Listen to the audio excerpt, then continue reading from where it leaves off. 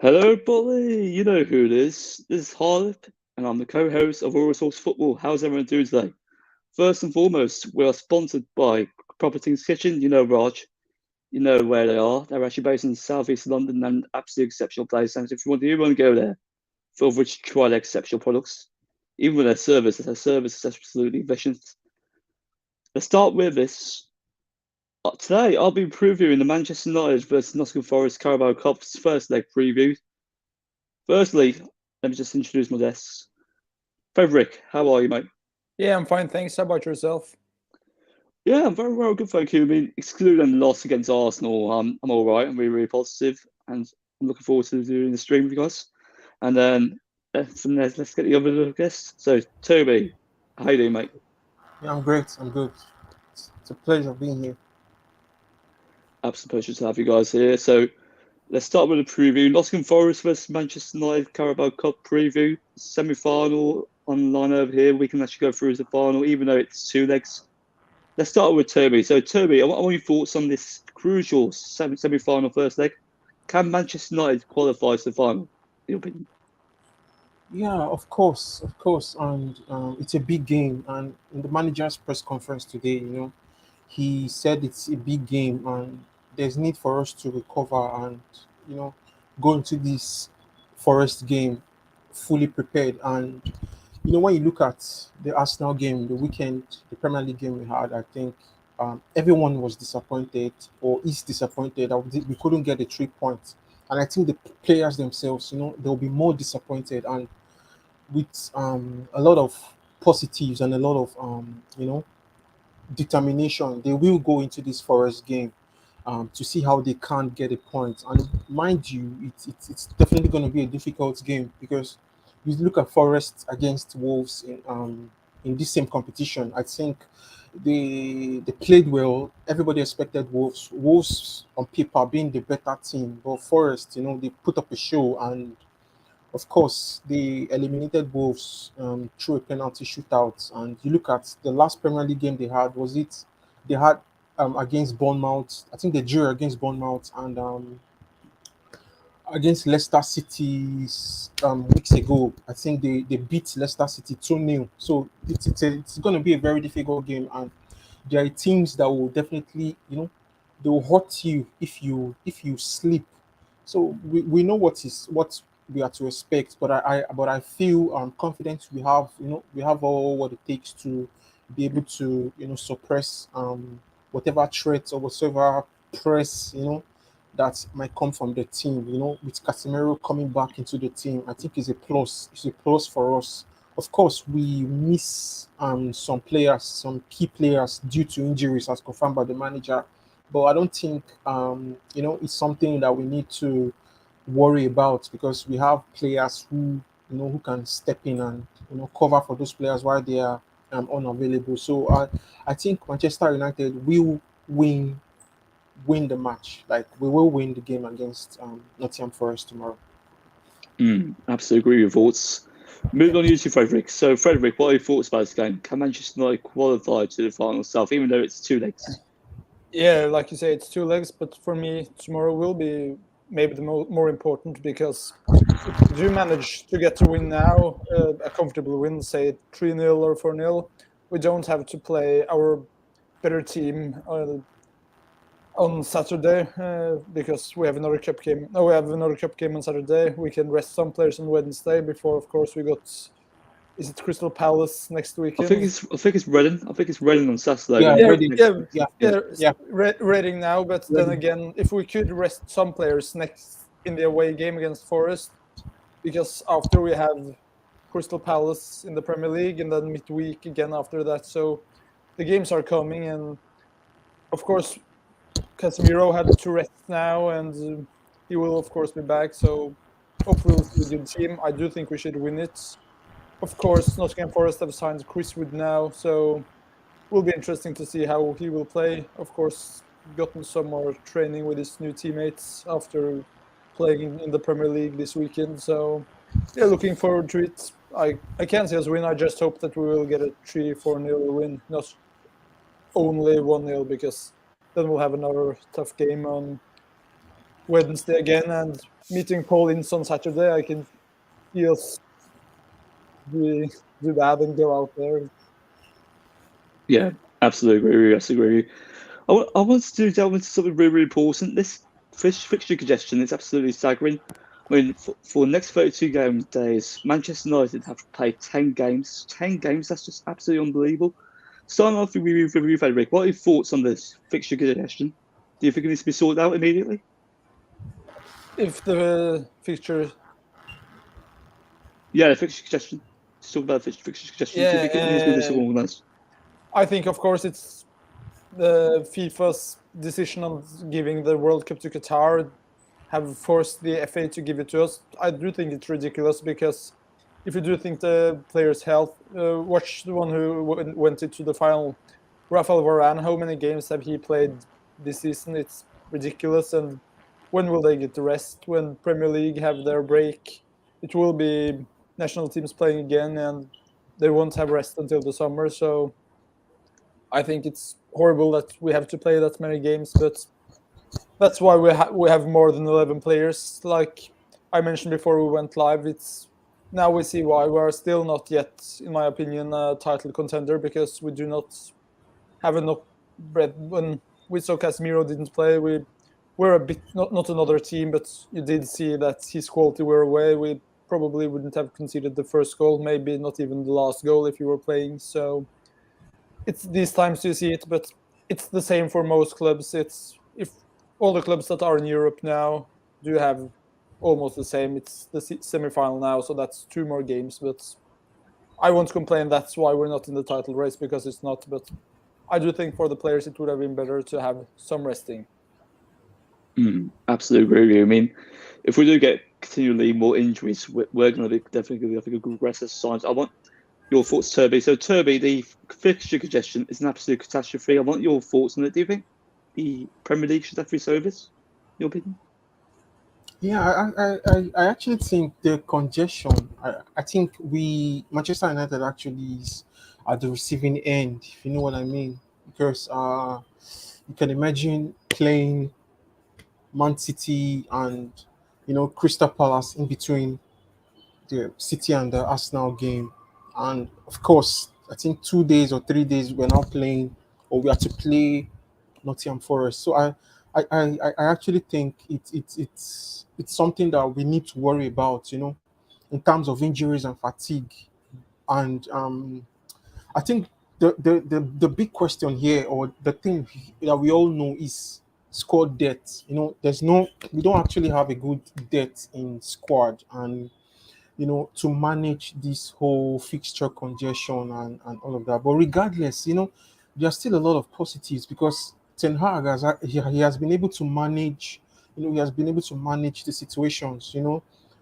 We've seen the back-to-back wins. I think we had about 9 wins, 9 straight consecutive wins, and all of that. Regardless, we've had fixture congestions and all, and putting the Palace game, for instance, in between the two games, like I mentioned earlier, I think the Premier League came out to apologize to Manchester United, because they know, I don't know why they came out to say they shouldn't have done that, but it definitely could affect our season going forward. And it depends on the manager, and it depends on the available player, and it depends on the quality, the quality of the player who will be able to step up. And like Frederick said, we don't really have to play our best players, tomorrow, because there's still another game, I think on Saturday or on Sunday against Reading. So the fixture congestion is something that is very, very, very, very worrying, and Ten Hag has to definitely know how to manage the situation. But to be fair, and to be honest, I think in this short space of time, he definitely has, of course, aside Anthony Martial and I think Donny van der Beek, we've not really had any severe injury worries, if you know what I mean, and if we actually have taken notes here. So I think he's managing it. And Rafael Varane, for instance, who is kind of injury prone, he said something. He's gonna make sure that players like him, they manage their minutes and all of that. So it's worrying, but at the same time, we have to trust Ten Hag's selection. Yeah, absolutely. I mean, if you figure, so if you look at Ten Hag as well, he's an absolutely fantastic manager, and if he gets key injuries to his key players, we're Yes, definitely going to regress. And if we become inconsistent, I think our chances of potentially challenging for the title, or if not maybe qualifying for the Champions League, they'll be very limited. So let's move on to the next banner. So let's move on to lineups. Lineups, guys. Starting off with you, Toby. How do you see Manchester United in the lineup? well, like I said, and like everybody knows, we don't really have a good depth in squad.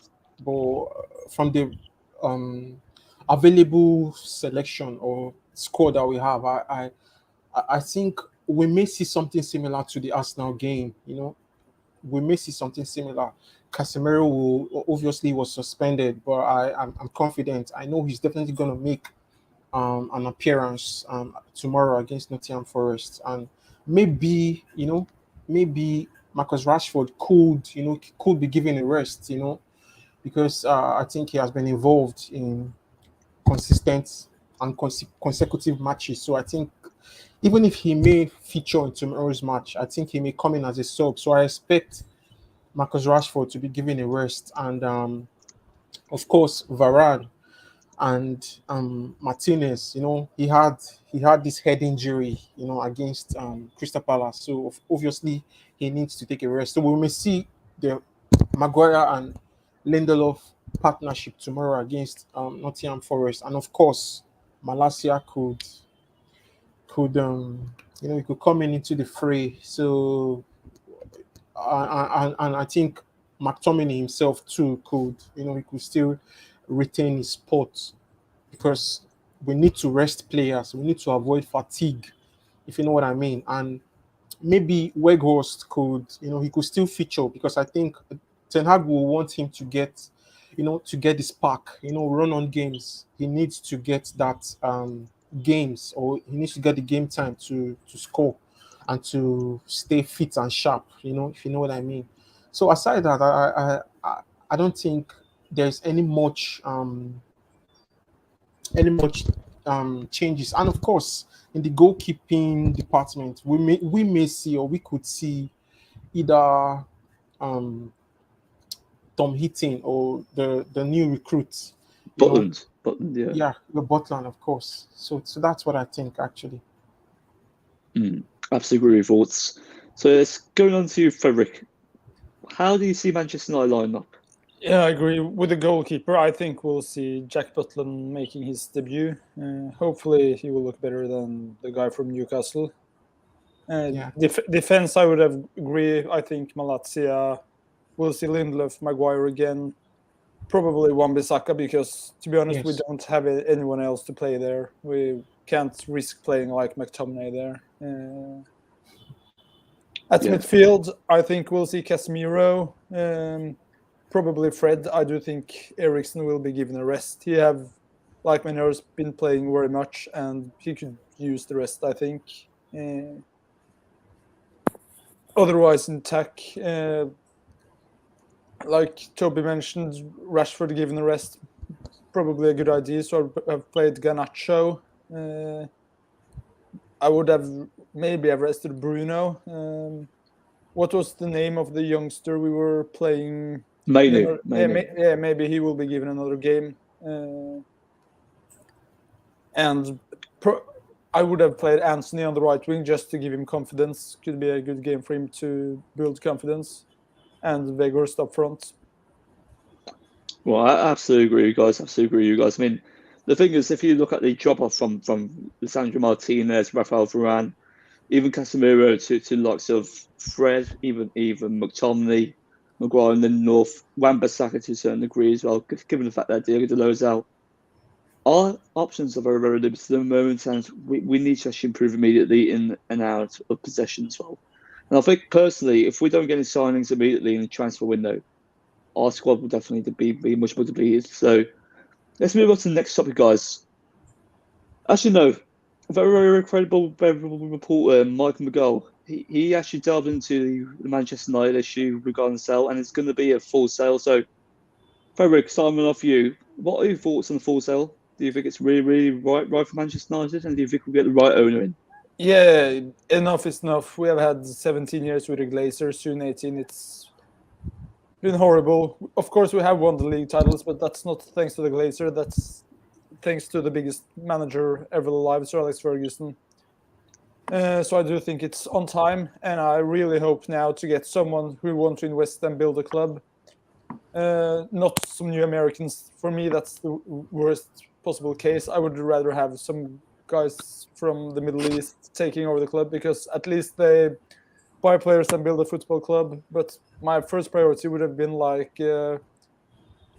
Radcliffe, the British guy who is of course a Man United fan, but also do know football. He have built clubs before, and for me that would have been the best if we got a guy in and not just spend the shitloads of money, but actually wanted to build a club. Because let's say we get Dubai or whoever buys us and they spend a lot of money, and some days they decided, no, we don't want to be here anymore, then you could risk to be absolutely screwed. Say, if you do look at Man City right now, if their owners were going out and they got like the Glazers, they wouldn't have been a Premier League team for long. And I hope we get someone who wants success, but also wants to build a club and wants to build a club in a good way that we can survive and maybe even get more fan ownerships in the years to come. Yeah, absolutely agree with you. Ores, how you doing, bro? Yes, big up, lads. How you guys doing? Donny Van der Beek, Van der Beek. Listen, Frederick, don't forget you were singing McTominay's chant last week. So listen, that's one. But listen, how you guys doing? Yeah, Great, very bro. good, thank you. Great, bro. Good, man. Obviously, Tenag's Red Army are back tomorrow, innit? So, yeah. We are. So, yeah, Ores, I want your thoughts on the game. So, we'll be facing Nottingham Forest in the first leg of the semi-final in Carabao Cup. I want your thoughts. Can Manchester United qualify in this competition, wouldn't it? I'm gonna be honest. Yeah, I think this is a competition that Tenag should win this. But yeah, because the draw looks favourites for us now. So obviously Southampton do play tonight, so we'll see how that goes. But for me, I see us winning this trophy, man. I think I've seen Tenag's conference today saying that he wants to win trophies, even though he's won in his career, but he wants to win, and he knows how much he knows the emotions of the Man United fans when it comes to trophies. So for me, I see us winning this for tomorrow, but all depends on our squad depth, man. Our squad depth for me is horrible, man. But this is why me and you have been calling out this John Murta guy, because I know he's competent, but we're having players like just Lingard calling him out on this podcast. So for me, he's a competent man. He's really, really competent. And for me, obviously, we're having journalists like Ramon saying United might let send a creative player. Like what? I don't know what he's talking about, because this club yet again is sending out PR spins to these journalists just to make United fans excited or just to smile a bit. Because for me, at the end of the day, it's PR, man. We're not sending nobody. I think where Ghost Button is done for now. So yeah, man. For tomorrow, I'm confident, man. If McTominay starts, I'm not confident. But yeah. Yeah, absolutely agree with you. So, go to your lineup. What is your lineup for tomorrow? Yeah, goalkeeper. I would play. I'm gonna. You know what? I'll give Jack Butland a debut. See how he does. Back four, obviously Wan-Bissaka, because that lot he can't travel, so he can't play the game tomorrow. So Wan-Bissaka, Martinez, Varane, Shaw. And for me, listen, I said it before. Please do not play Eriksen. Let him have a rest, please. Because against Arsenal, we've seen it, man. Obviously, he was okay in the first half, but he's just tired, man. He's fatigued. Please do not just rest him, man. For midfield, Casemiro's back. That's one thing that's what excites me. Casemiro. As Nog says, the cement, guys. The cement is back. So Casemiro's back. For me, I'll play Casemiro, Fred. That's my midfield too, and then the attack. Garnacho on the left. On the right, I'm gonna have Anthony, Bruno, and I'm gonna have Rashford up top. Interesting. Let me just go to my lineup. So I'm feeling it will be Butland, Wan-Bissaka and right back, and then fortunately I think it's gonna be Sofa, Maguire, and then Luff. And left back it will be Malacia, Midfield has to be Casemiro and Fred, and then on the right hand side has to be Anthony. Left hand side, Garnacho. Number 10 has to be Bruno, and I think up front will be Weghorst again. So that's my Yeah. lineup. Moving on to the topic that we were discussing previously, Manchester United have a full sale. I need to discuss this with Toby first. So Mike Keegan, a very, very credible journalist of the Daily Mail, he stated that Manchester United will get a full sale, and then we're in the second process of possibly getting the interest maintained. As Toby, I want your perspective. What do you think about the sale? Yeah, of course, it's a dream come true, if you know what I mean. Like every United fan, we've dreamed for this moment, to have this moment, and it's coming to reality. But I think the question that we need to ask ourselves is what kind of owners, are we to expect, or is gonna come buying the club, and the Glazers, we know they're desperate to sell and they need money, so it shouldn't be someone who's not credible and not competent. So we as fans, we'll be looking at getting somebody who is competent and somebody who knows football, who knows what football entails, knows football craft. And when you look at prospective maybe buyers from, let me say, Middle East, for instance, or in Saudi Arabia, or maybe in Dubai, you know, these are guys, or these are investors, or these are people who have the money. But you look at Manchester United as a club and as a brand, because it's a big name and it's a big brand, and the name itself, it's money itself. We have the largest fan base in the world, and you ask yourself the question: Can we just get, a new owner who probably just have the money but doesn't know what football means or doesn't know football? That's the question, and I think there could be a problem in that aspect.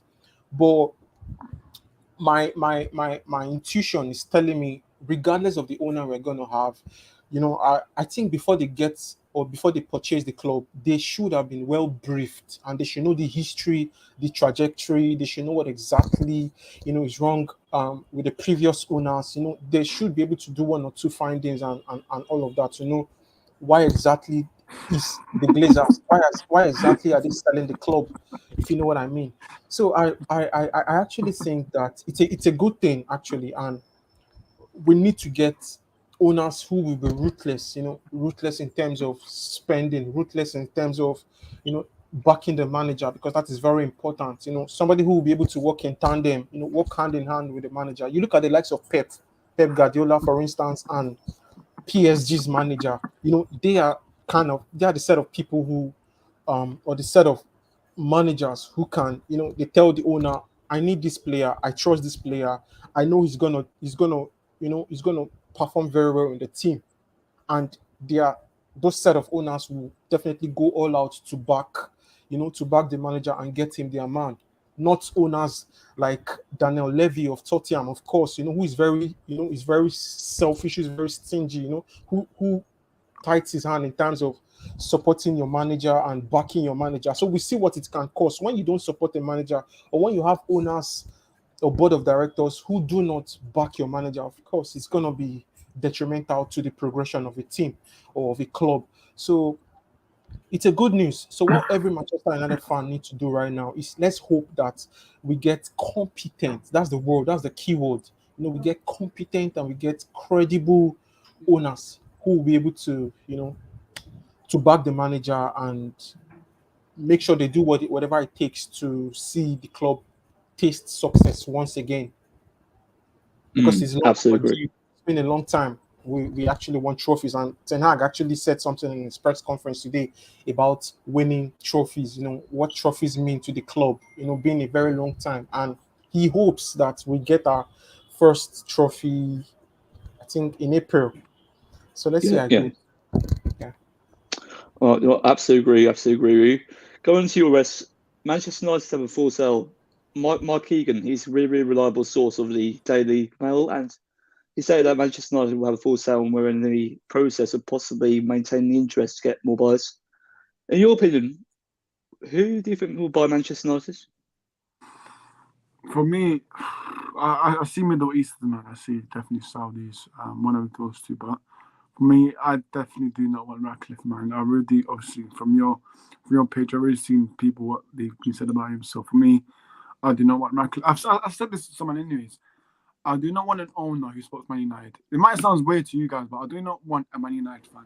I just want Middle Easters. If you have the money, if you have the oil money, then you can obviously the background. Obviously Middle Easters. We know the background. Like they're all very dangerous. Like obviously with their life. So that we do need to be careful with that. But for me, we need Middle Easters. But then again, I've seen that some American owners are interested. So listen, we can't trust with the Glazers that's going to negotiate. But already seen pictures that Aaron Glaze was in Doha in Qatar. So there's definitely something going on behind the scenes, man. And I just want an owner that that will back Ten Hag, that will back the manager.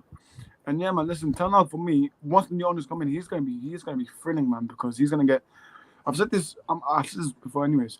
When a new owner's come to the club, they always want to spend 300 million in the summer. So they always spend high on the summer. So we saw that with Chelsea and Todd Bowley. So we need that with Ten Hag. As long as it's Ten Hag's players, not just obviously what Chelsea do with Todd Bowley, just random career mode signings. As long as it's Ten Hag signings, and yeah, man. But listen, for me, I want an owner that cares about the club. That obviously, I don't know if you guys know about this fan share scheme that Glazers do with the club. That's bullshit. Let's be honest, it's bullshit because they don't care about the fans. Like none of this fans organizational trust thing. It's all crap, man. It's all utter crap. So we need somebody that wants to get in, someone that wants to listen to fans' opinions because we haven't had that in a long time. So we need owners that care about the fans, puts money into the club, and yeah, man. Listen, let's hopefully we get Middle Easters. Yes, I absolutely agree with you. Absolutely agree with you. And I want to talk about something really, really relevant to the sale. So, if and when we do get new owners, sign off with you, Frederick. What should they invest in first? The playing squad, the infrastructure, the stadium? What, in your opinion, should they invest in significantly? I do think the training facilities, because we are a joke there. I've heard so many saying that now. We need to do that better because it doesn't help bringing a lot of players if we are years behind our competitors, and then we can start to talk about new players. I also read, I don't remember where, that United anyway, who will be the new owners, might not be able to spend that much in the summer because they will make some new rules that you cannot buy more than you earn or a percentage of that. So we might not even see a big summer, even if we get new owners, even if it's Radcliffe, Middle East, or someone else. So, but yeah, we do need new players, of course, too. The best would have been both. New stadium for me, that will take years. That's not something we'll do next year. I can see us not doing that before like 2030, maybe, getting the new stadium. I read earlier today that we will get more seats at the Stretford end because they are dropping some VIP seats. That I think is a great thing because good idea, man. Yeah, that's fans, that's not sponsors, so a step in the right direction. But yeah, I would have went for the Carrington first and then maybe spend 200 million if that's possible in new players. And for God's sake, let Ten Hag spend them, not have some sporting director who doesn't know what he's doing. I don't know how much we have paid for John Murtaugh to travel around Europe, mostly Barcelona. Yes, honestly, this guy. He was on vacation. I don't think he was working. You know what? He was on vacation. I said this to someone. Once we get new owners, I wouldn't be surprised if we get Van der Sar. Guys, you heard me first. I would not be surprised if we get Van der Sar. But I want to rule out. John Murtaugh is not the only one who should be getting the sack, to be honest. Richard Arnold, yeah, I hate. Yes. You know when they come out when they pan to Richard Arnold, I hate looking at that because he doesn't care, man. This pub thing, that meeting, that fans where he said in the summer, it was false. It was false. It was absolutely false. Yeah, just to get away. Bullshit, man. It was scripted. He gave us the whole. That was scripted. That was scripted. He knew the fan was recording it. He knew the fan was recording it for me. He's a mate of Ed Woodward. He's nothing more. He's just Woodward with another face. Yeah. That's true. That's very true. So, Toby, let's move on to primarily as the new Manchester United owner. Let's hope we do get the Saudis in this scenario. So, for instance, if the Saudis were in charge, what should they primarily prioritise on investing significantly this? The infrastructure of Manchester United, the stadium, the playing squad, the ethos. What are your thoughts? Trust me, Pick up the lead. it's close. Like it's almost like they need to just invest in all areas at the same time, if you know what I mean. But if you should ask me, I think I think the stadium. I think the stadium because you look at Old Trafford and of late we've had a lot of complaints, leaking roof, and there's need for extension. Even there was a time sometimes last year I read there was this notion for maybe there's need to build a new stadium or to renovate the existing one. So and let's not forget that Old Trafford is electric, and when you have a home, you have a restructured or you have a renovated stadium that is up to standard. Trust me, is electric. We've seen our players come out to speak or to tell you the importance of having the fans behind you. In every match. You know, so it's I think once that is done, like the stadium upgrade, where players come in, they play in front of our fans, and I know Manchester United have the best fans in the world. When they support you in matches, it can be electric. We've seen Anthony make that confession. We've seen Martinez, even Varane. So it shows when you have a good stadium, of course, you do that first and foremost. Then you can go to your training facilities to see how you can make upgrades because you face opponents. When opponents come to play in a stadium that is up to standard, trust me, when they see how electric it is for the home fans, for our fans, for instance, supporting the team and doing all of that. So I think it will go a long way in winning matches. So that's what I think. So stadium upgrade first and foremost, because that's where matches will be played, regardless. And we still have. I know we have a training facility, of course. It needs to be upgraded, but I think for now we could still make do of that. The stadium is where the matches will be played. The stadium is where the 3 points can be gotten. The stadium is where trophies can be won, you know. So the stadium is where possible finals we can get to possible finals.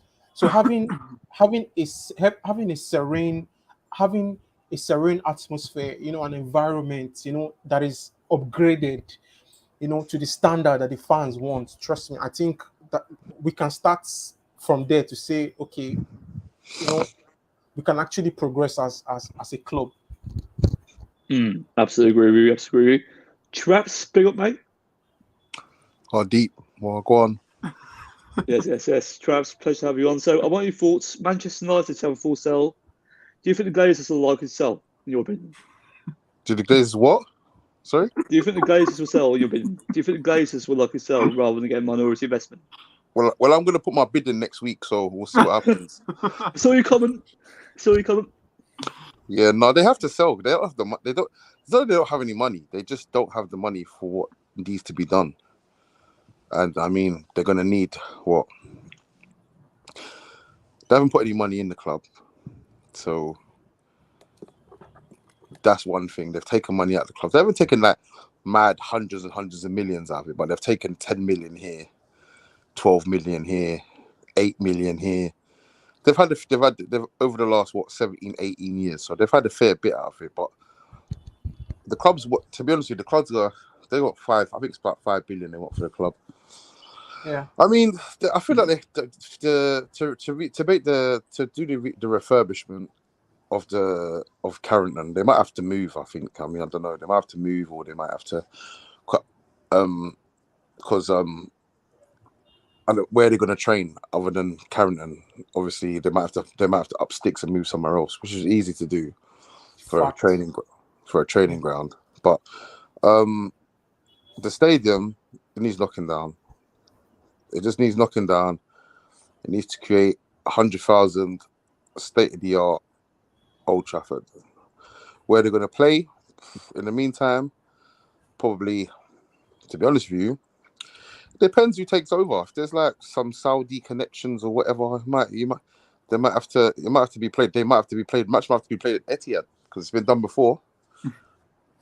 It's been done before many years ago. When Man United was in the mud, proper in the mud. Man City, we used to play matches at Man City, and they gave us kits and that. So it could happen again. I mean, there is the cricket ground down the road, but that's not going to be. That's not going to be a lot of. I don't know what they're going to have to do. They're going to have to do some kind of temporary seats in there to make it. Because I don't know how many fans can fit in there, but I don't think it's a lot. But yeah, I mean, they need to knock it down. The concourse outside, if you just the concourse alone, that's easily another 20, 30,000 seats there. So I personally think that they should just knock it down. That's going to take a few years. It's not going to be overnight. It's not going to take 2 or 3 weeks for them to sort that out. It's going to take maybe a season or two, a year or two for them to build the stadium. So yeah, I mean, I don't think the Glazers have the money or even have the interest in refurbishing anything. So to be honest with you, they bought the club for, I can't remember how many hundreds of millions. They're about to sell it for 5 billion. Yeah. So it makes sense for them to just call it a day. What they might do. I mean, I personally think that the Glazers will never ever in a million years let go of the club completely. But I feel like they might sell 85% and keep a 15% back for themselves, just so they just get money. They'll get a few millions here and there off this club from now until whenever. To be honest, so yeah, I feel like it's come to a point now because even in January now, it's not looking good for them because, as you can see, Donny van de Beek out for the rest of the season. Anthony Martial injured as per usual. The squad needs a bit of investment in January. To be fair, I mean, you got Weghorst on loan that cost 3 million, and I think that kind of transfer would show you that they're not interested in making any big purchases in January or giving Ten Hag any big money, not even big money, but even like a 50 or 60, 70 million for him to go and get a couple of players in the transfer. But we never know. We might see something and might see maybe another loan or a loanee somewhere. But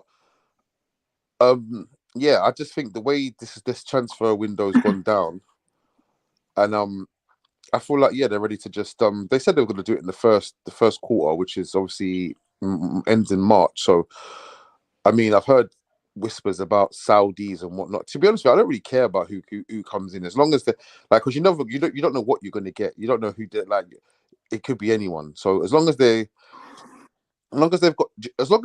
when, like, for instance, as long as when they come in, before they agree to sell, there has to be certain pledges. So they have to pledge a certain amount to the manager.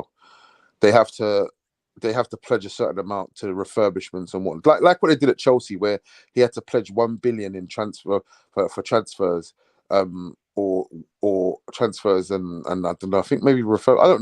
I don't know, but he had to pledge a certain amount. So as long as there's something put in place for them for going forward, so you might get a manager. So you might get an owner that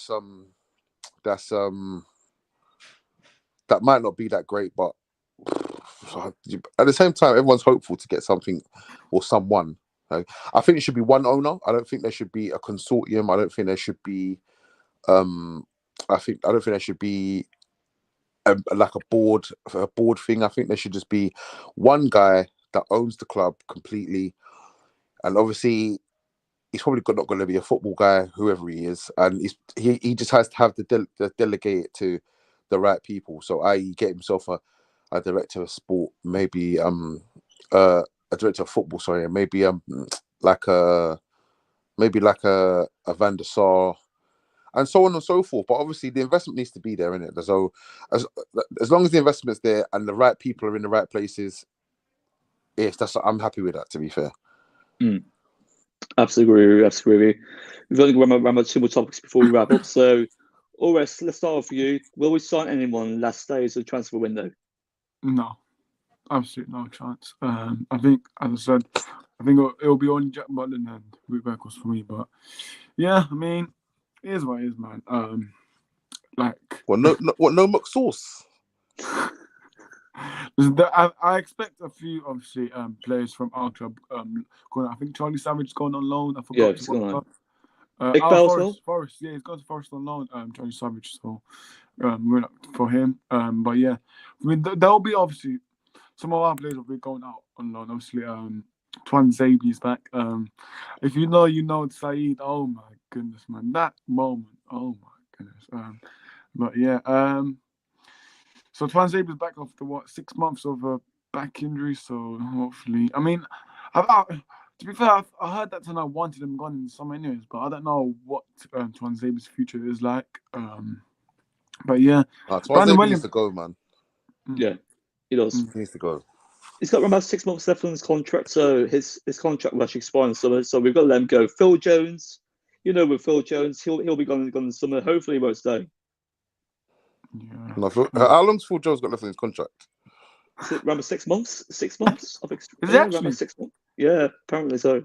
I might be wrong, but I'll never check. No, I think he's got a bit more than that, man. Phil Jones ain't going nowhere, man. He's part of the furniture. Phil Jones does sports massage for everyone right now. Yeah. Frederick, let's move on to you. Will we sign anyone in the remaining days transfer window? To be honest, I think it depends a bit on the game. If I can see us, if we lose tomorrow and we lose on Saturday, the Glazers will sign some shit player on loan just to get the press to write about other things than they being absolutely useless. So maybe some guy who doesn't play at Chelsea now. They have signed a new team, so we might get Kante or Jorginho at the loan until the end of the season if we do bad, because that will make Ruben Loftus-Cheek.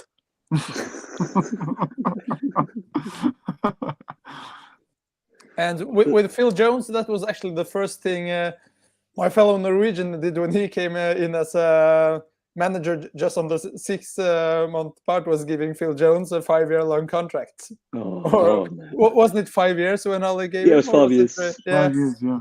90,000 grams a week. That's why That's what I was thinking though. If Phil Jones could get a 5-year contract for doing absolutely nothing, I must be able to get a 1-year contract off United. I must be able to somehow. Yeah, but what job role? What are you gonna do? Be injured. What do you mean? I want to play striker, bro. Traps Rashford and what? Anthony. I don't know if you guys have. Did you guys talk about Sancho yet? Because for me, we're talking about Sancho. We'll talk about Sancho right now. I still believe in him. For me, listen. Look at Rashford right now. He's rejuvenated under Ten Hag. So listen, Sancho for me. Listen, you never know, man. You never know. But Sancho, I still have faith in this guy, man. Literally, I see United fans saying we should sell him, this and that. Are you crazy, man? We need him, man. We absolutely need him. Who? Sancho? Yeah, really. Well, put it this way, yeah. I'm not gonna lie to you, yeah. I'm not impressed with this Anthony Geezer, yeah. I'm not impressed with him. Not one bit impressed with this guy, yeah. I didn't know nothing about him when he came here. Yeah, he had a good start, yeah. So I gave him the benefit of the doubt. Right now, I'm not feeling this Geezer, yeah. So to be honest with you, like I said, if Sancho can't get in this team, yeah, by the end of the season ahead of this Anthony guy, because I'm not feeling this guy, yeah, then he needs to go, innit? If he can't get in front of this guy right now, he needs to go. Because Anthony, I'm not gonna say it, but right now, I'm not gonna say he is, but right this minute, Anthony's trash. What, really? You think he is? I think it's overreactionary, man. Just chill out, man. He hasn't done nowhere. Listen, he has not done nowhere near enough. Yeah, he can't even beat a man. He does the same thing. Like Anthony, for me, yeah, is a waste of money right now. And you know what? I'm not gonna cuss him off and say, because he might need a season to adjust. But the way he came in, scored against Arsenal, scored again, then scored again. I thought, yeah, this guy could be the real deal. He's done that spin around thing on the ball, got put on the bench, and he ain't been the same since. So Interesting. I don't know. Maybe it's a thing where he feels like he can't express himself no more, or I don't know, man. But to be honest with you, with Weghorst there, Sancho needs to listen. This is Sancho's last chance. You know, he has been away for about 3 months. Yeah, this is unheard of in football. Like, you don't get 3 months off to go train on your own. Yeah, and then come back here. So he needs to be cooking when he gets back here. Really, he needs to be cooking. Fingers crossed if he does. So, Toby, let's move on to you before we still discuss on Sancho. So, can we sign anyone in the remainder of the transfer window? Can you see Manchester United sign someone, Toby? I don't think so. Absolutely not. You know, the Glazers are broke, and I don't see any realistic signings. You know, and I think Ten Hag has actually made peace. He has made peace with that reality, if you know what I mean. And you know, it's the only player we got or we will get. You know, is Weghorst, obviously been in the squad on loan. So I don't think there's any incomings, and there was a possibility of, you know, Wan-Bissaka leaving and maybe we get someone else to fit in. But the manager has come up to say that you know, he's impressed and there is no need for Wan-Bissaka to leave because he has impressed the manager. And McTominay and Maguire, for instance, too, you know, there was the news that said that they were linked with West Ham and Newcastle respectively, but we've seen the manager coming out to say, you know, it's not going to happen. So I don't think we're going to get any realistic incomings this window. Of course, the major expectation is summer. That is when we'll have good business and hopefully we get new owners by that time. You know, what we could see, what we could see this month is we could still see more outgoings. You know, maybe on loan or maybe on a permanent sale, if you know what I mean. But getting a realistic signings that Ten Hag wants, no, I don't think so. It's going to be till summer, the summer window. Absolutely agree. Absolutely agree. So, Frederick, going back to you, is there a way back for Jadon Sancho? Yeah, absolutely. I do think that he will be given the chance when he gets back now. He have done his things as well. He have deleted social media to focus more on football. I do think more players should do that because a lot of them, I do think, is affected someone in bad ways by seeing criticism at the social media. So a smart move from him. And to be honest, this season, as we discussed earlier, there will come injuries, and then we have Anthony. He is a bit up and down. We got Rashford, who will need to rest, and who's our other alternatives. Garnacho, he has been good, but he will have his dips in form in that age. Elanga, I think, have been weak this season. Palestri haven't really been looked like a player that Ten Hag fancies that much. So I do think Sancho will stay because he's maybe the best option as a competitor to Anthony and Rashford when he's fit. Absolutely agree, guys. Let's move on to the last topic before we conclude the show. So, I want to read Paul Merton's statement. So, if I'm Manchester United, I'm spending £100 million on Harry Kane tomorrow. If United wants to be anywhere near to winning the title, they need a Kane. Really, Harry Kane to win this title? That's absolutely disgusting. No doubt he's an absolute amazing striker, but for that amount of money, that's absolutely staggering. So, let's go to you. For the long-term striker solution, who should we sign? Kane or Osimhen? Toby, be my Osimhen's agent, innit? Be my Osimhen's agent. Well, listen, it's Osimhen any day of the week. Obviously, Paul Merson, yeah, he's going to say Kane because of the English bias, man. He will back Kane, but for me, get me Osimhen. How would you say in Nigeria and give me Osimhen? Because for me, there's Felix in the chat actually knows Osimhen. I think it's he's like his friends close to him. So Felix, do us a little, you know, agent move. But yeah, listen, for me, Osimhen. For me, listen, if you look at his stats with Napoli this season, incredible, man. He's a good player. Listen, with Kane, man, great striker, but not for United, man. I don't want him. For me, we need to stop looking at people that are 30 or 29 or 31 because we need to stop doing that. We need to look at someone that's younger. And for me, Osimhen is the real deal. Here we want, in Nigeria, we want Osimhen. Yeah. Better Felix. But yeah, listen, I want Osimhen, Hardy. I don't know about what you think, Hardy, but I want Osimhen any day of the Yeah. week. You know what? I absolutely agree. I mean, the thing is, with Kane as well, he'll be absolutely incredible in the build phase, and also his back to go, his link-up play in around the box, his actual finishing ability, his leadership, his mentality. Although there's question marks over his ability, given the fact he's likely to stay at Tottenham, potentially sign a new contract. I mean, a player of his standards should be leaving Tottenham without disrespect. I mean, I what wouldn't Yeah, be can you say, surprised. Tottenham? I wouldn't be surprised if you look surprising. at Mohamed Kudus as well. I know he's not a striker, but that's another player that we might target for the summer. Mohamed Kudus, and he's a very good player as well. I like this Kudus guy. So I mean, Osimhen or Vlahovic, I want them two. Absolutely agree. Absolutely agree. So, Toby, let's move on to you. Who should it be? Who are long-term strike solutions? Should it be Kane or should His it be yellow Ocean? back is Nigerian boy. It will be. It will be. It will be. You know, the truth is this. We need to acknowledge the fact that these two guys are prolific strikers. Like, they're very good strikers. But if we get any of them, trust me, I'll be happy.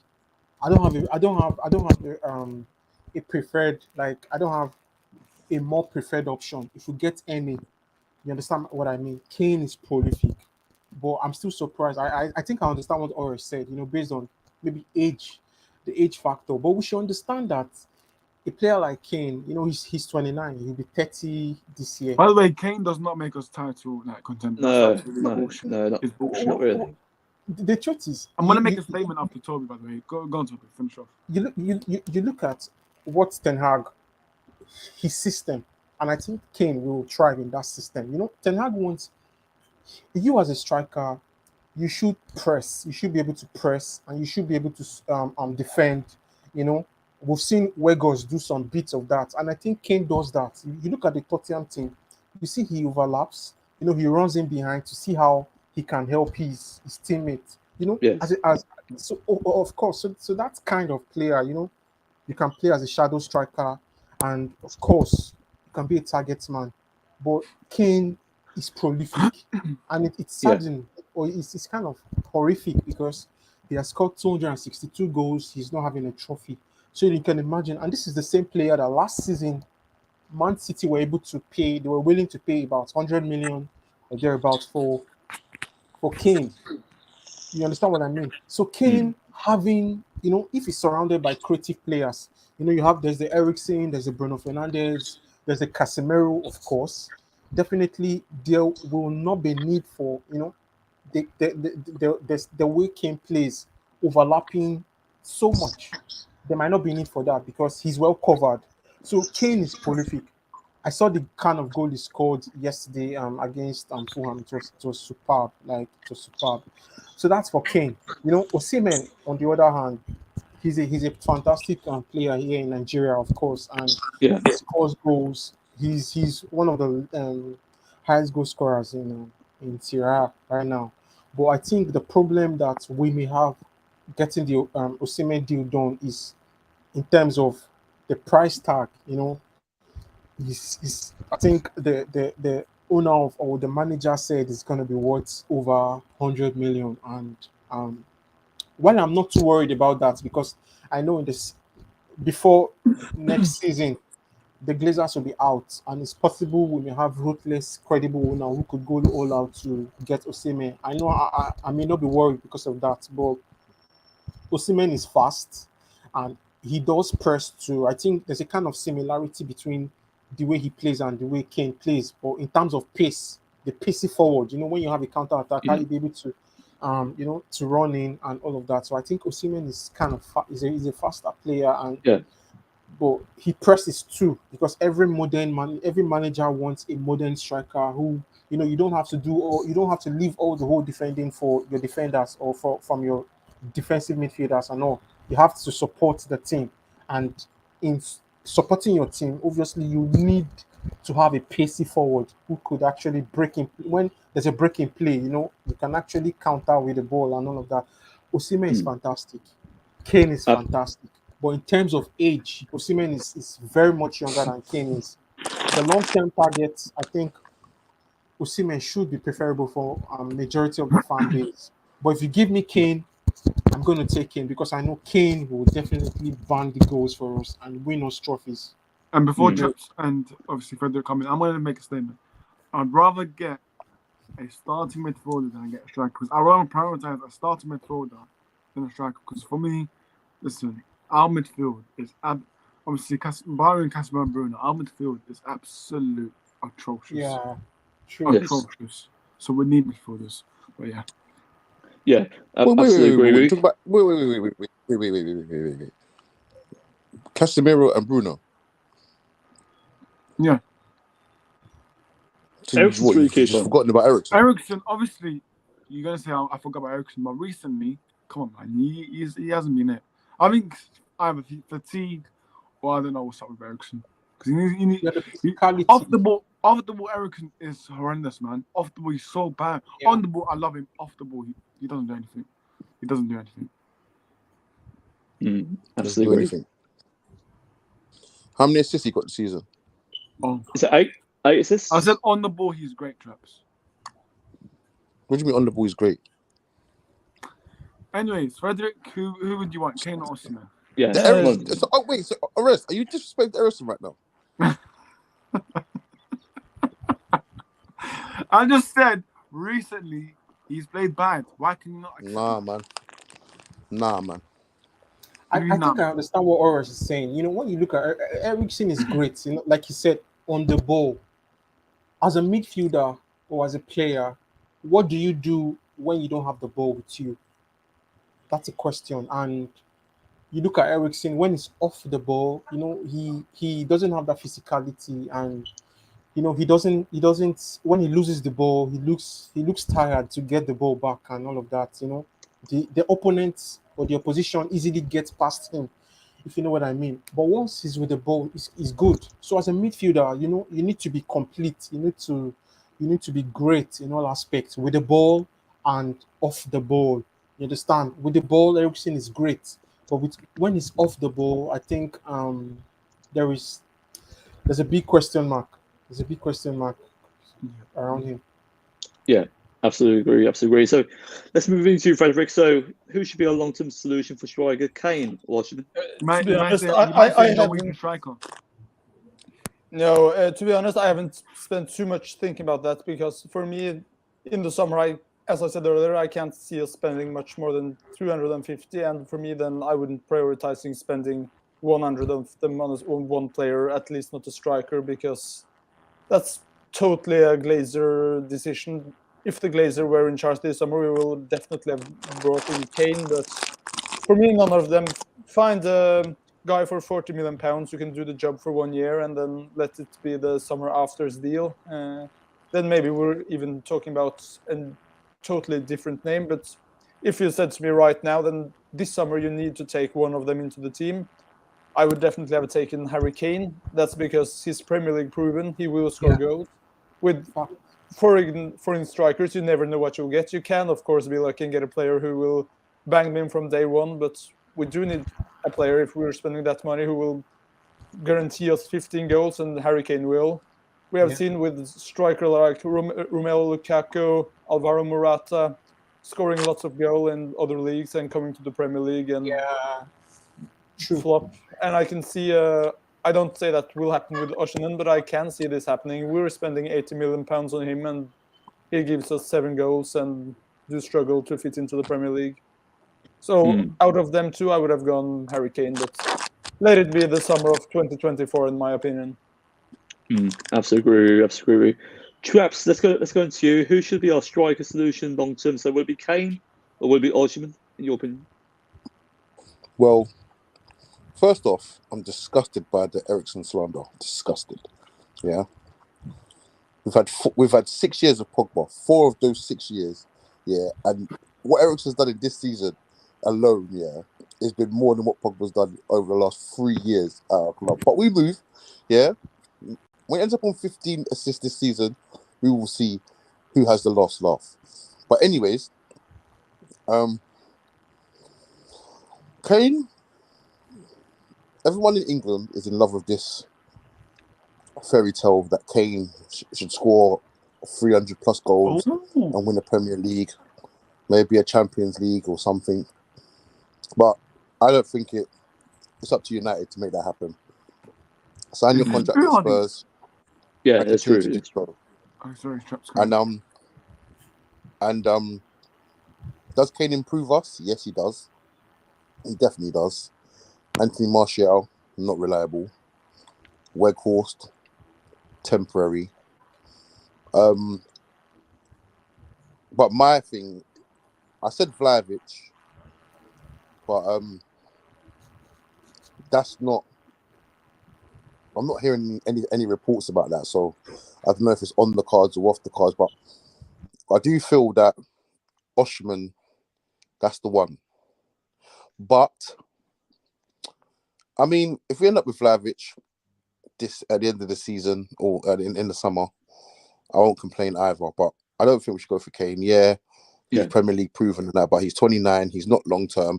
When it's not like the Van Persie season where we was finishing around the top of the league and things were going well, so we just needed a striker and just to sort of carry us through for a couple of seasons and win titles and then whatnot. But so I just don't think that Kane is the answer. And and the thing is with Kane as well, because time's not on his hand, time's running out for him.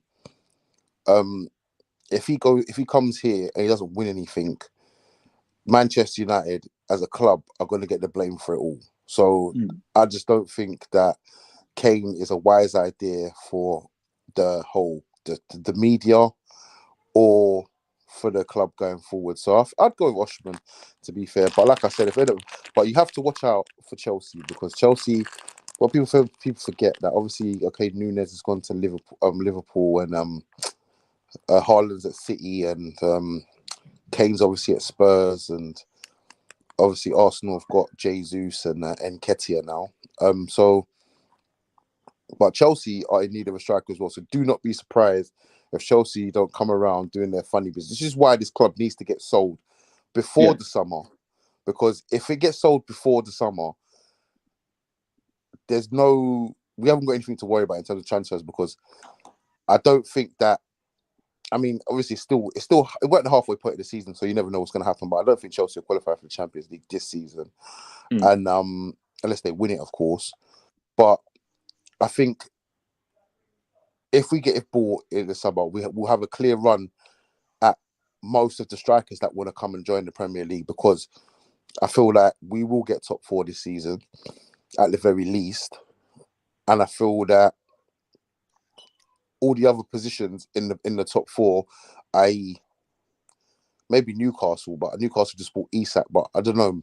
I just think if United got spending power, the United pool supersedes anyone's in the Premier League. So we just need to get taken over. But I'd go for Osimhen first, Vlahovic second, or both. If you really want to push the boat out. Yeah, do you know what? I absolutely agree with you, because if you look at logically as well, with Ronaldo and Cavani gone, we haven't even still replaced them. Yes, you could say that Weghorst for the short term, as that's definitely their short term replacement, but we do need 2 adequate replacements long term. I think, guys, you could also delve into the likes of Benjamin Sesko, Goncalo Ramos. They're really, really good options for Manchester United. So go down to for you, Frederick, with Goncalo Ramos and Benjamin Sesko. What do you think of them as players? Do you think they're the really good ideal Manchester United strikers we need?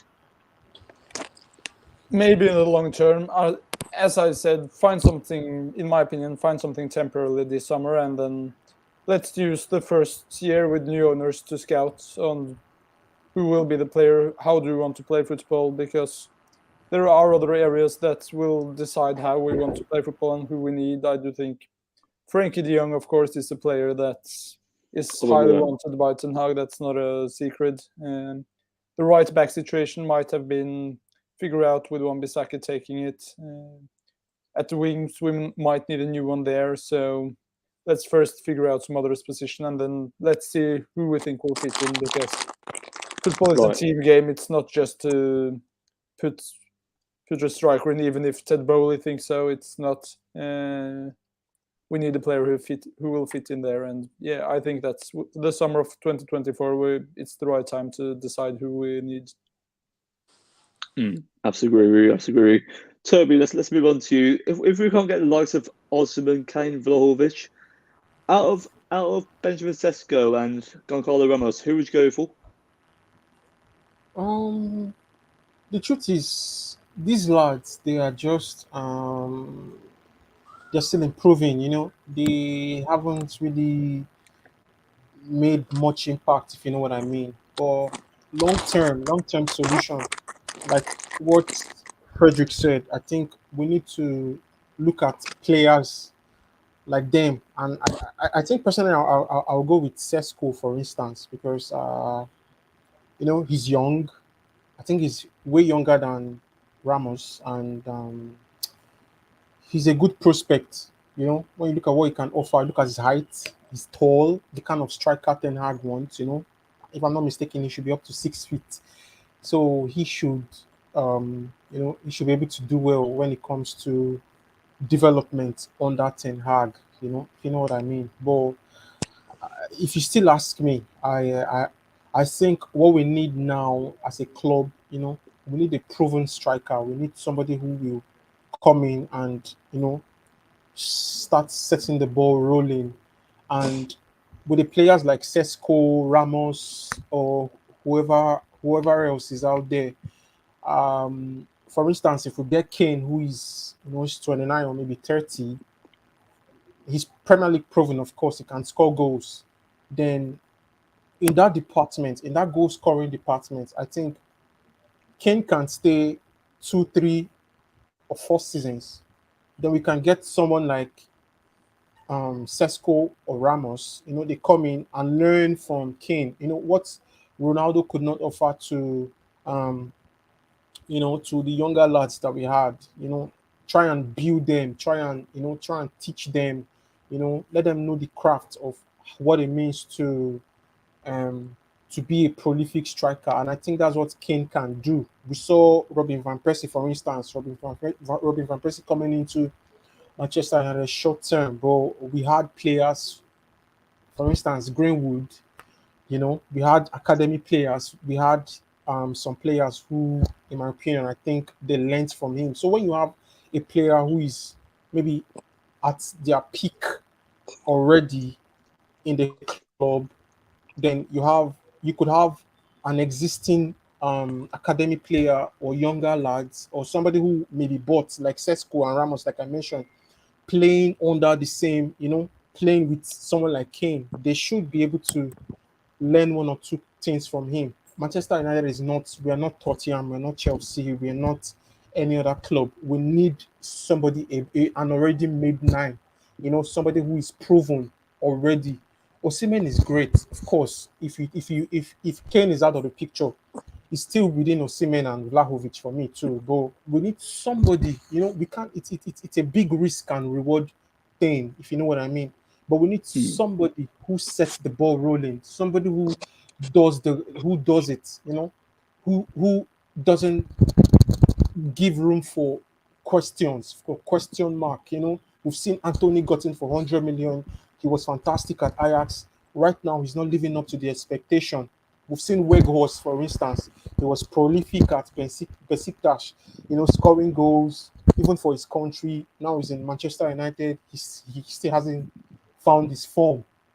But somebody like Kane, who is built, he's a goal machine. Somebody who he for his club and country, in that same English league or in England, he scores goals, he bangs goals. It shows that the club definitely needs somebody like him. Then when we get the younger players, Osimhen and maybe Sesko or whichever names we may call, these lads definitely, if you ask Osimhen will tell you who his idol is. He can tell you, he may mention Harry Kane. Of course, 30 years of age or 29 years of age is still the peak. It's still the peak period of any player. And if you're a striker and you're 29, you're 30, that's not the end of your career. You still have like 3-4 seasons to to give to the game, to the sport, if you know what I mean. So I still think if we don't get, you asked a question, if we don't get these players, then I think I'll go with Sesko. Of course, nobody knew Goncalo Ramos aside um the superb World Cup performance that he had, during the World Cup. It has to do with consistency, if you know what I mean. But Sesko, obviously, before the World Cup, we've been hearing beats, some good beats about him. So of course, it will be Sesko. I'll go with him. His height, very important. That is what Ten Hag wants. You look at the list of strikers, Sebastian Haller, you look at Weghorst, you look at various strikers that have come out the rank from Ten Hag. They are absolutely tall, Sesko has that height. So I'll go with Sesko. Absolutely agree with you. And you know what? Before we actually end the live stream, I want to actually get everyone's score prediction. So, Ores, for our game against Nottingham Forest tomorrow, what's your score prediction? 3-0 United. Interesting. Frederick, how about you? 2-1. 2 Forest. No cliche. No, 2-1 United will play Lindelof and he will do something shitty, so they will score. That's true. Please don't think any chance. Please don't think any chance because that's bad luck now. It's bad luck. Yeah, it is. So, Traps, you still there? Yeah. So, what's your prediction for tomorrow against Forest in the Carabao Cup 5-0. semi-final? 5-0 United. Good. Fair point. If you're going for that score prediction, fair play. But yes, let's move on to Toby. Toby, what's your score prediction? Yes, 2-0. 2-0. Hardy, what's yours? I think mine's gonna be 2-0 United as well. Mine's gonna be 2-0 United. Why can't you tell me? No, it's fair enough. It's all a prediction. 5-0. 5-0. Fair. Who do you think? I think you know what? I think Weghorst is gonna get his goal tomorrow. I think Weghorst 5-0. McTominay hat trick. No, I'm joking. I'm joking.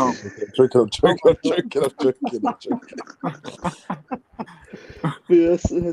You know what? Before we go, guys, feel free to go to property discussion. I mean, Raj, he's an amazing guy, fantastic guy. If you go to Southeast London, Southeast London, East London, East London. Apologies, East London.